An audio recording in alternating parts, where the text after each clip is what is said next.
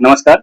नीचे जो आप तस्वीर देख रहे हैं, ये तस्वीर है हमारे बार काउंसिल ऑफ इंडिया के चेयरमैन माननीय मनन कुमार मिश्रा जी का, जो सीनियर एडवोकेट हैं, प्रैक्टिसिंग हैं और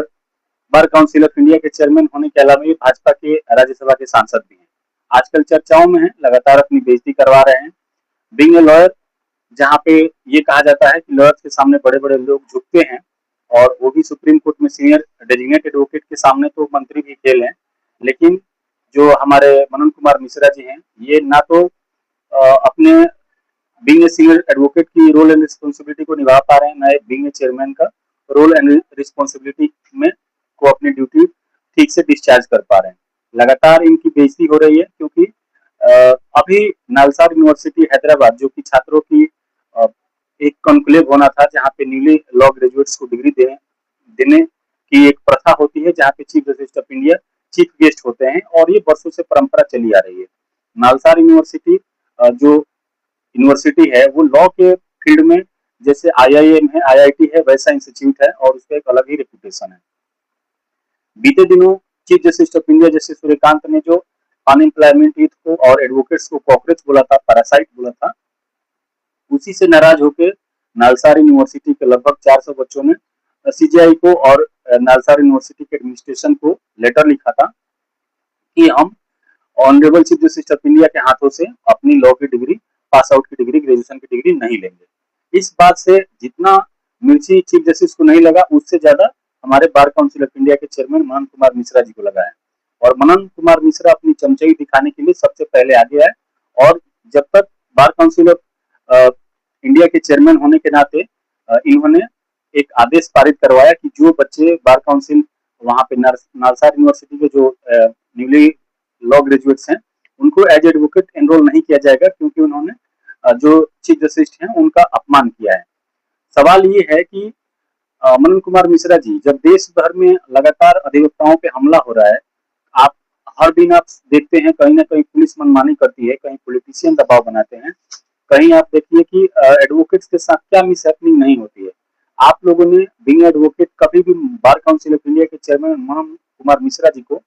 कभी भी ऐसा स्टेटमेंट देते नहीं सुना होगा जहाँ पे वो एडवोकेट्स की वेलफेयर की बात कर रहे हो, चाहे एडवोकेट्स के ऊपर हुए अटैक्स की बात कर रहे हो, चाहे एडवोकेट्स के इंश्योरेंस की बात कर रहे हो, चाहे न्यूली एनरोल एडवोकेट्स के स्टाइपेंड की बात हो, चाहे एडवोकेट्स के लिए चेंबर अलॉटमेंट्स की बात हो। जब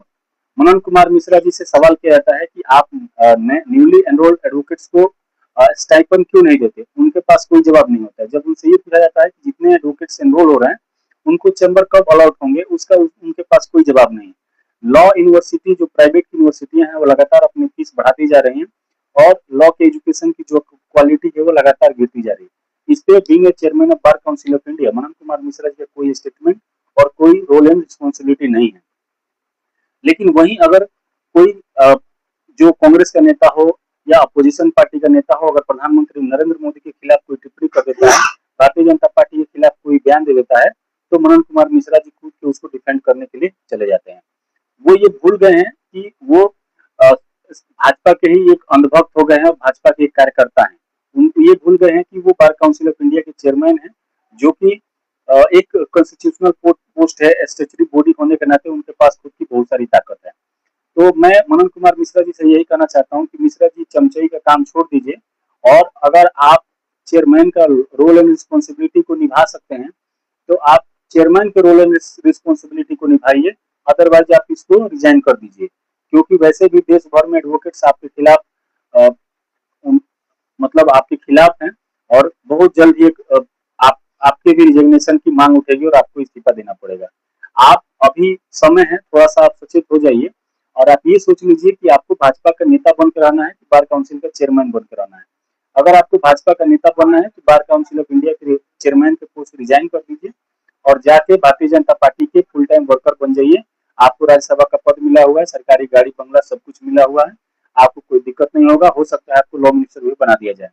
लेकिन बार काउंसिल का चेयरमैन अगर आप बने रहेंगे तो आपको लॉयर्स फ्रेटर्निटी के लिए काम करना पड़ेगा और अकाउंटेबिलिटी लेनी पड़ेगी। अगर किसी एडवोकेट के साथ मिसहैपनिंग होता है तो वहां पे बार काउंसिल को खड़ा होना पड़ेगा और जितने न्यूली एनरोल एडवोकेट हैं उनको स्टाइपेंड और जो प्रैक्टिसिंग एडवोकेट्स हैं उनको चेंबर, ये सारी चीजें आपको व्यवस्था करनी होगी। देश में जो एजुकेशन जो महंगा हो रहा है लॉ का, उसको भी आपको रेगुलेट करना पड़ेगा। और रोज आप जैसे तैसे करके पैसा लेके और आप किसी भी स्कूल कॉलेज को मान्यता दे रहे हैं लॉ को, उस पर भी थोड़ा ध्यान दीजिए कि आप किस तरीके से कोई भी आप कॉलेज को, ना उसके पास प्रॉपर इंफ्रास्ट्रक्चर है, ना फैकल्टी है, और ना कोई साधन सुविधा है, उसको भी आप लॉ कॉलेज की मान्यता दे रहे हैं सिर्फ पैसा लेके। तो आप अपने दोनों ऑप्शन आपके पास खुला हुआ है कि आपको बार काउंसिल का चेयरमैन रहना है या भाजपा का नेता बनना है। आप डिसाइड कर लीजिए, कुछ ही दिन का समय है आपके पास, अदरवाइज पूरे देश भर में आपके खिलाफ कैंपेन चालू होगा और आप बार काउंसिल के चेयरमैन के पद से आपको इस्तीफा देना पड़ जाएगा। इसलिए मैं इस वीडियो के माध्यम से आपको आगाह कर रहा हूँ